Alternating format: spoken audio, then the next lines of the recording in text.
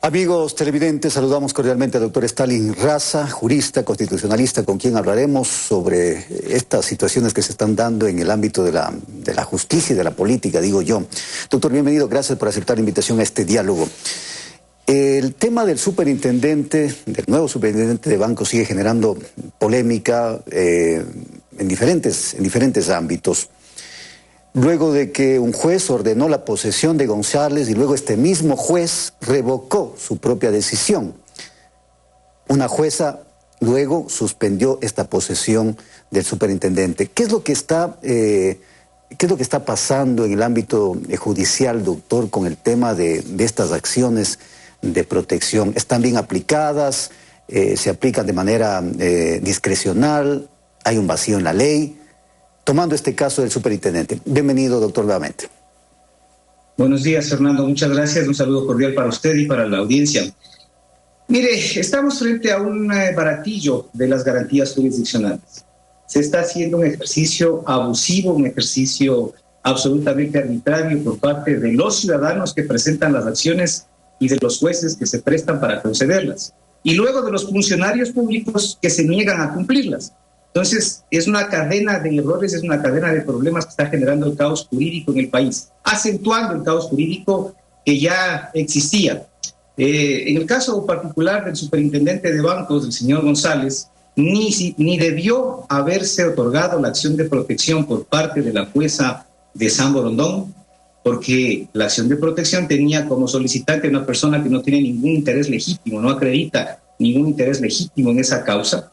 Se basa meramente en la expectativa que tiene la señora Guerrero de que a través del envío de una nueva terna ella pudiese ejercer en un momento determinado la posibilidad de impugnar a los miembros de esa terna, es decir, se basa en un supuesto, y por lo tanto la juez nunca debió haber concedido esa acción de protección, pero como no se debió haber concedido la acción de protección, tampoco se debió haber posesionado al señor González como superintendente por la Asamblea Nacional. Porque guste o no, es una acción de protección, una sentencia judicial que fue otorgada por una autoridad competente. Puede ser equivocada la decisión de la juez, pero es una decisión que se encuentra vigente por una autoridad competente y por lo tanto la Asamblea tampoco podía posesionar. Y por último, el presidente tampoco puede, porque no es su competencia, impedir el ingreso y rodear de policías a la superintendencia de banco.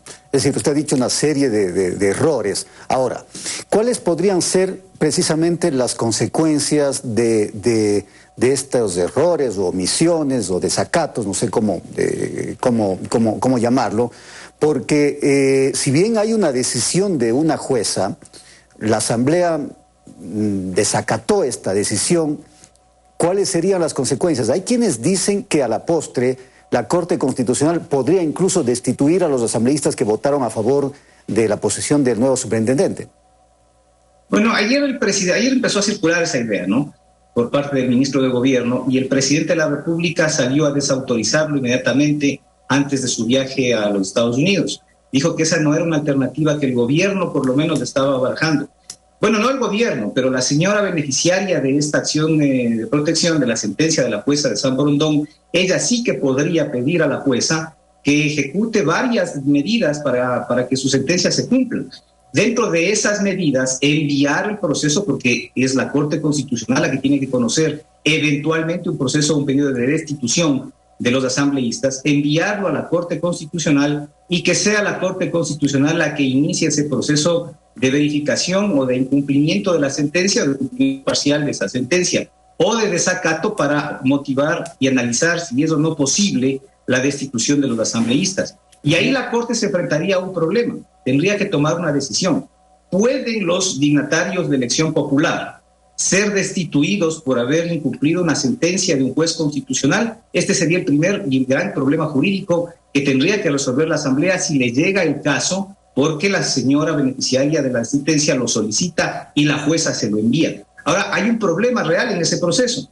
Ese proceso está suspendido en este mismo momento, porque recordemos que hubo una recusación presentada por parte de la señora Sofía Almeida a la jueza de San Borondón, y notificada con el juicio de recusación, y por lo tanto hasta que haya una nueva jueza o conozca de la causa, ese proceso se encuentra suspendido.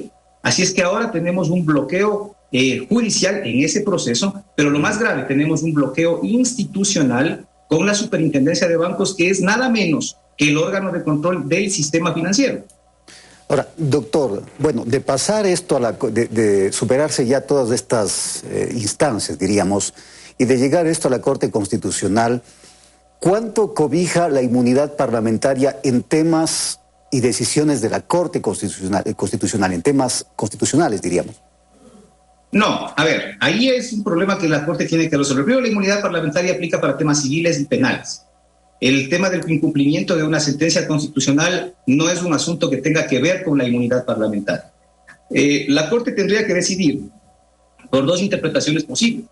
La primera interpretación posible es que los asambleístas son funcionarios, servidores públicos, y que la Constitución y la ley establece que cualquier servidor público que incumpla una sentencia constitucional puede incluso ser destituido. Esta es la una interpretación posible. La otra interpretación posible es que los asambleístas, a diferencia de otros funcionarios, los servidores públicos, son dignatarios de elección popular y que por ser dignatarios de elección popular tienen unas causales taxativas por las que pueden ser destituidos, por las que pueden ser cesados en sus funciones, y dentro de esas causales taxativas que están en la Constitución y que están en la ley, artículo 127 de la Constitución, 163 de la Ley Orgánica de la Función Legislativa, no se encuentra previsto el incumplimiento de una sentencia de carácter constitucional, además de que por un principio democrático y por la legitimidad de origen que tienen por ser dignatarios de elección popular. Quiero decir legitimidad de origen, ¿no? Porque ya sabemos que en cambio se han deslegitimado completamente con sus actuaciones y que el nivel de aceptación pública es menos que mediocre. Pero bueno, en fin, a la final, desde el punto de vista formal, ellos tienen una legitimidad democrática que es distinta del resto de servidores públicos, del resto de un ministro de Estado, de un director nacional, de un director provincial, de cualquier entidad. Entonces, si la Corte opta por hacer esa diferencia, tendría que concluir que a los dignatarios de elección popular, entiéndase, presidente de la República, asambleístas, alcaldes, prefectos, consejeros, concejales, no puede destituírseles por el incumplimiento de una sentencia de carácter constitucional. Ese sería el primer problema jurídico que debería resolver la Corte si les llegase este tema por vía de que la jueza de San Borondón se lo diga. Ahora, doctor, usted dijo, bueno, una serie de problemas. Uno de ellos, el hecho de que la Asamblea, nos guste o no, debió acatar la resolución de la jueza y no posesionar al superintendente de bancos.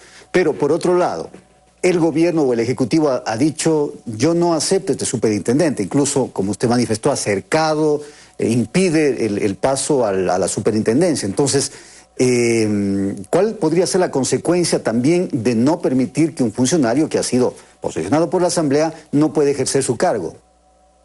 Bueno, es que aquí tenemos dos situaciones de facto, ¿no?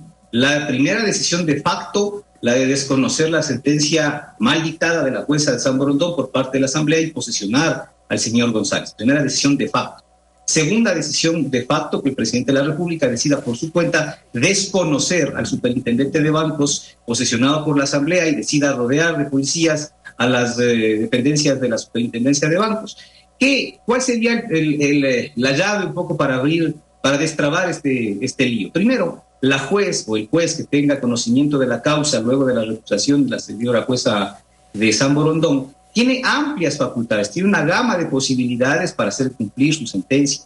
La destitución es una, quizás la más drástica, pero tiene una serie de posibilidades. Ese juez, esa jueza sí que tiene la capacidad de utilizar, de disponer que la fuerza pública haga ejecutar su sentencia.